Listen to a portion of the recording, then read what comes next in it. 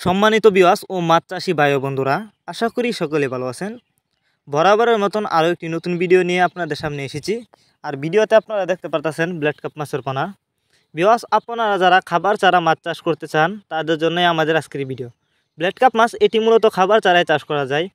পুকুরে থাকা শামুক এবং ঝিনুক খেয়ে কিন্তু এই মাছগুলো থাকে।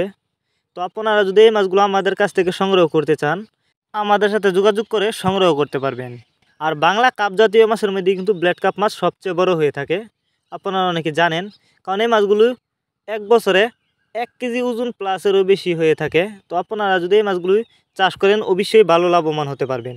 আর এই মাছগুলো কিন্তু দেখতে যতটা সুন্দর, খেতে অনেক সুস্বাদু।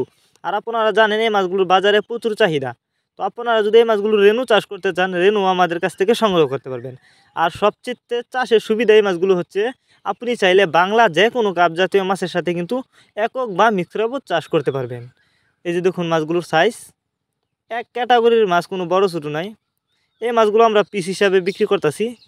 যদি নিতে চান তাহলে আমাদের ভিডিও টাইটেল এবং ভিডিও ডেসক্রিপশন বক্সে আমাদের ফোন নাম্বার দেওয়া আছে, আমাদের সাথে যোগাযোগ করে মাছগুলো সংগ্রহ করতে পারবেন। এবং আপনি চাইলে সরাসরি আমাদের ঠিকানা এসেও নিতে পারবেন। আমাদের যোগাযোগের ঠিকানা ময়মনসিংহ 30 ধলা।